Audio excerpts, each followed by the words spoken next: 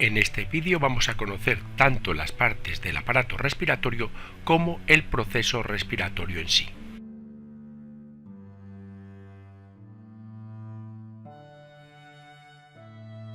Y empezaremos conociendo las partes que componen el aparato respiratorio.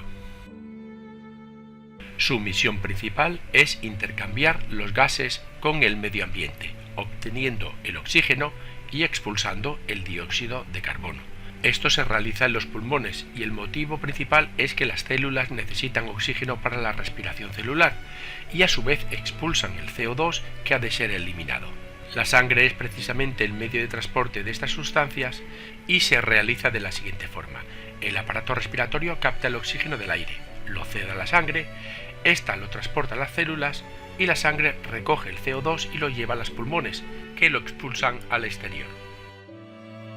El aparato respiratorio está formado por dos elementos, las vías respiratorias y los pulmones. Las primeras son conductos que recogen el aire que contiene el oxígeno y lo preparan para que llegue a los pulmones. Las partes desde fuera hacia adentro de estas vías respiratorias son las fosas nasales, la faringe, la laringe, la tráquea, los bronquios, los bronquiolos y los alveolos. En el interior de la laringe hay dos repliegues en forma de anillo, las cuerdas vocales, que emiten sonidos al pasar el aire que las hace vibrar. Estos sonidos varían según la posición de la lengua, los labios y los dientes, así como del paso del aire a través de la boca y las fosas nasales. Y en los pulmones es donde se realiza el intercambio de gases entre la sangre y el aire. Alberga los bronquios y los bronquiolos, así como los alveolos, en definitiva, que es el sumatorio de todos ellos. Y hay dos, pero debido al espacio ocupado por el corazón, el pulmón derecho es más grande que el izquierdo. Por eso, el pulmón derecho está dividido en tres lóbulos por dos fisuras, mientras que el izquierdo cuenta únicamente con dos lóbulos, el superior y el inferior. Ambos están rodeados por una membrana llamada pleura.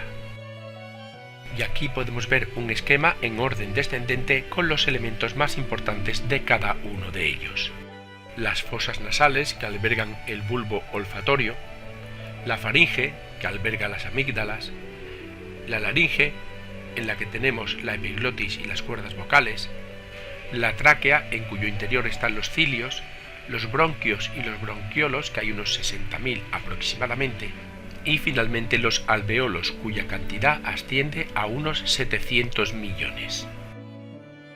Y esta sería una imagen de las partes más importantes que componen el aparato respiratorio.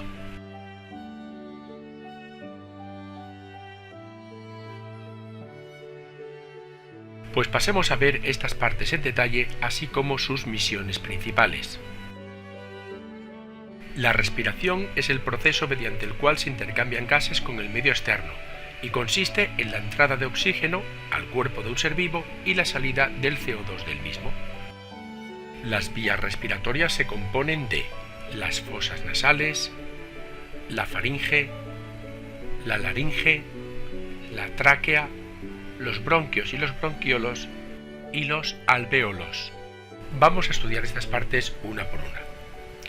Las fosas nasales es el punto de entrada del aire y es preferible que entre por las fosas nasales en vez de la boca porque el aire debe entrar limpio, húmedo y caliente a los pulmones.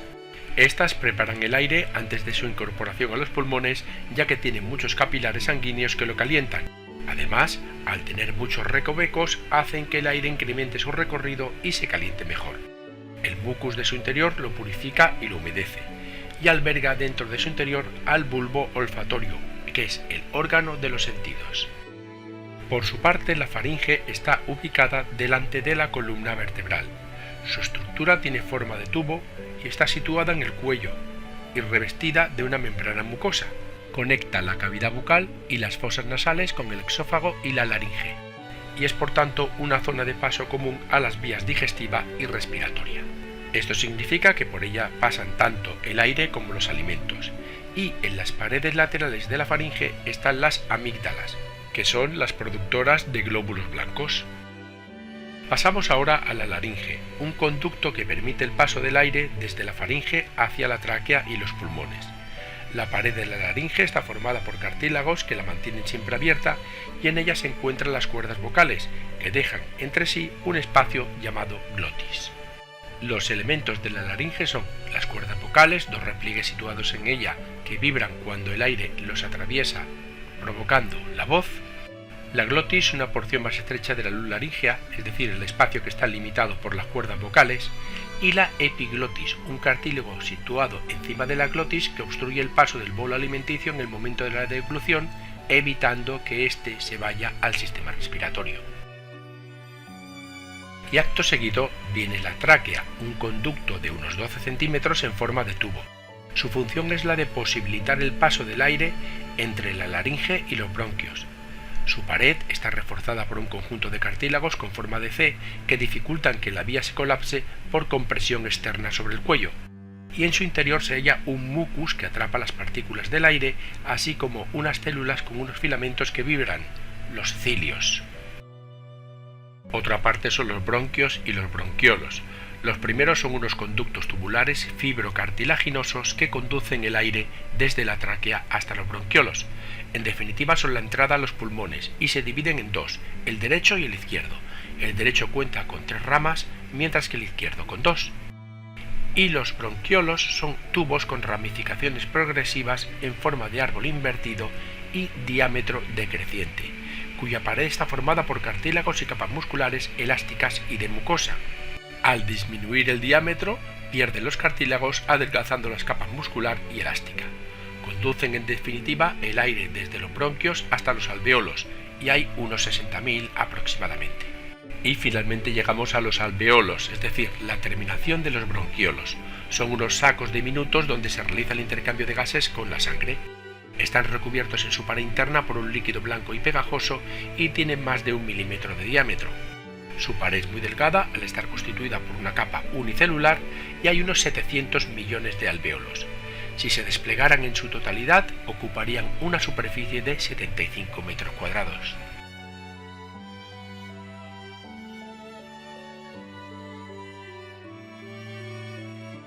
Y en la última parte del vídeo vamos a explicar el proceso respiratorio. Los pulmones son unos órganos esponjosos que albergan los bronquios, los bronquiolos, los alveolos pulmonares y una red de capilares sanguíneos.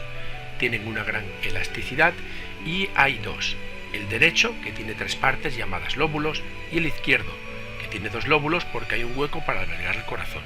Por su parte, la pleura son 2 membranas entre las cuales hay un líquido que permite que se mantengan unidas y se deslicen una sobre otra.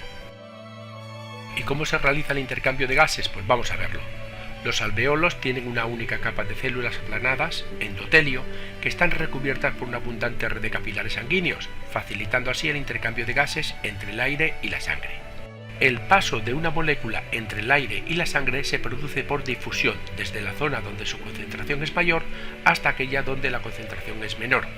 El proceso es el siguiente. En el aire de los alvéolos la concentración de oxígeno es mayor que en la sangre y la del CO2 es menor. El oxígeno pasa a la sangre después de atravesar la pared alveolar y la del capilar sanguíneo, y el CO2 de la sangre pasa a los alvéolos donde se mezcla con el aire que contiene y es expulsado por la expiración. Pero para que el intercambio de gases sea efectivo, el aire de los alvéolos debe renovarse con bastante frecuencia. A este proceso se le llama ventilación pulmonar o respiración. La ventilación se realiza gracias a los músculos intercostales y el diafragma, que es un músculo que separa el tórax del abdomen. Y hay 2 etapas, la inspiración o entrada del aire y la expiración o salida de dicho aire después del intercambio gaseoso. Vamos a ver a continuación ambas fases. En la inspiración el aire entra en los pulmones, el diafragma se aplana y baja, las costillas se elevan hacia el exterior incrementando la capacidad torácica y al ensancharse el tórax las paredes de la caja torácica tiran de las pleuras que están unidas a los pulmones, permitiendo así que se ensanchen y aumenten de volumen. Por su lado, en la expiración el aire sale de los pulmones, el diafragma se relaja, se curva y asciende, las costillas se hunden reduciendo la capacidad torácica y al encogerse el tórax, las paredes de la caja torácica tiran de las pleuras, obligando a los pulmones a reducir su volumen, haciendo que el aire salga al exterior. Y este proceso de ventilación depende del estado en que estemos. En reposo respiramos unas 16 veces por minuto, mientras que realizando una actividad física puede llegar hasta 160 veces minuto, es decir, que multiplicamos por 10. ¿Y qué significa esto? Pues que en reposo se movilizan unos 8 litros por minuto, mientras que en situaciones de ejercicio extremo se pueden movilizar hasta 100 litros por minuto y más. Y esto ha sido todo. Muchas gracias por escucharme y espero que te haya servido de ayuda. Para más información entra en youcam.com.